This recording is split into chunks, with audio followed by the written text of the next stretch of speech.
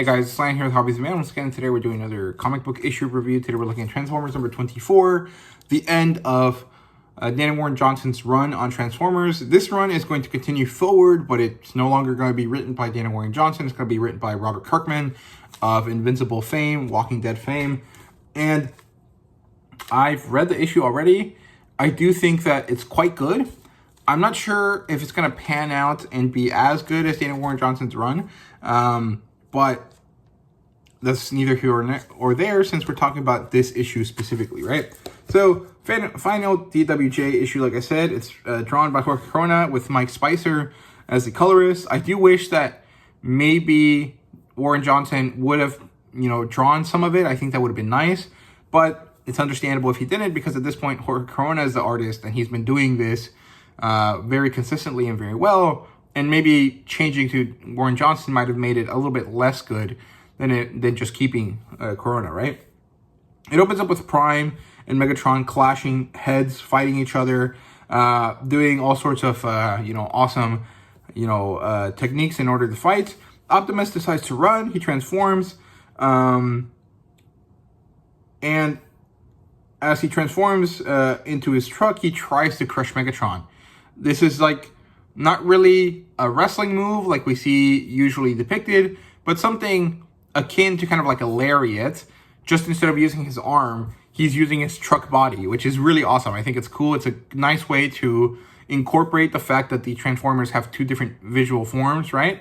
And it's something that we don't see all that often. I don't think we ever see the Transformers do crazy Fast and Furious type stunts where they use their car bodies, right, or their car forms as part of their fighting, right? We see that the Decepticons do it quite a lot, since most of them are military, vehicles anyways, and so they do have built-in weapons, but it's rare to see the Autobots, who are just normal cars, do that, right? But of course, a trailer is a massive machine, so it works. He could definitely do this. It was really, really awesome to see, right?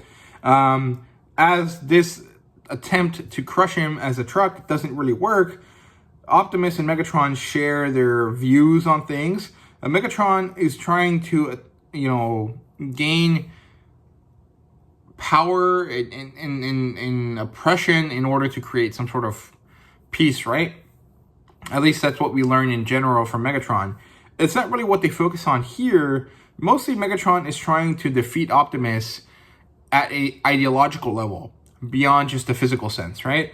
And he's attacking humans to beat Optimus, right? He's trying to use his compassion against him. It is a weakness that has to be purged, one that, Megatron doesn't suffer from, and he's trying to show Optimus that he does. He's trying to break him emotionally, right? The battle turns, and then Starscream arrives, which is when the battle turned.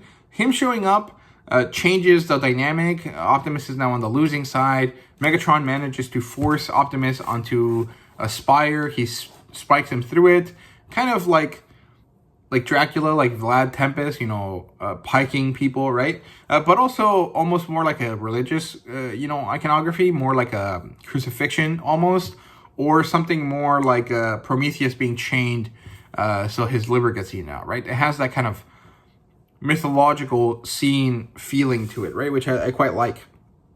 And so this signifies the Autobots' defeat, right? The kids get snatched by Starscream, and Optimus must choose whether he'll save the children, which in this case are Carly and Spike, or whether he'll save Beachcomber. He can't pick, and Starscream's about to shoot both when a giant Transformer appears, reminding Starscream of his original dream, right? We saw in one of the earlier issues that Starscream wanted to be a good person, but he ended up more or less with a bad crowd, and that crowd kind of got him into the idea of the Decepticons. He saw these three giant Transformers across the sky, the ancestors or the elders or something, and that's when he became a Decepticon, right? He sees one of them again, which I think is supposed to be the Ark, actually, Teletran 1, and as this happens, he kind of loses the will to fight, and so he chooses to be himself again. He uses his old name, Oktar, and he shoots Megatron into the sky.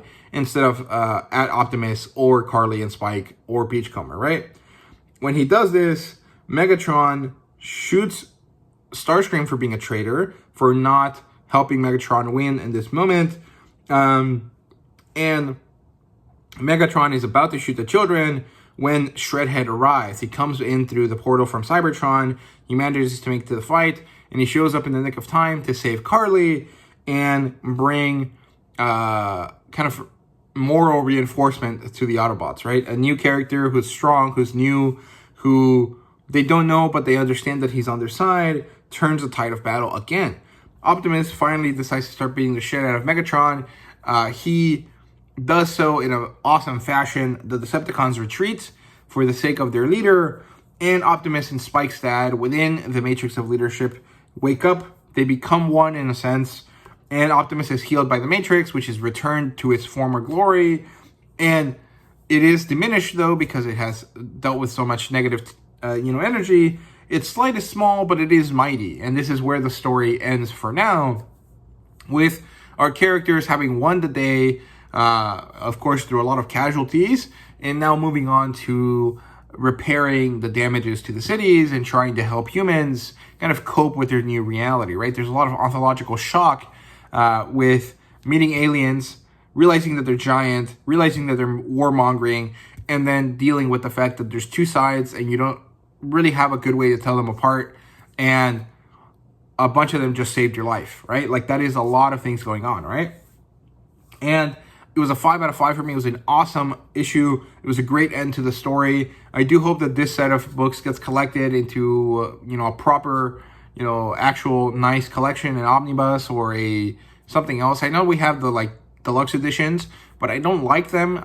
They look a bit too garish for my taste, but I might get them anyways because I do want to enjoy this art in a larger format, so we'll see. But yeah, overall, awesome story. I know I'm a few months late to this, but those are my thoughts anyways. I hope you guys enjoyed. Let me know what you thought if you read this far into the story, and thank you guys so much for watching. I hope you guys enjoyed. See you guys later.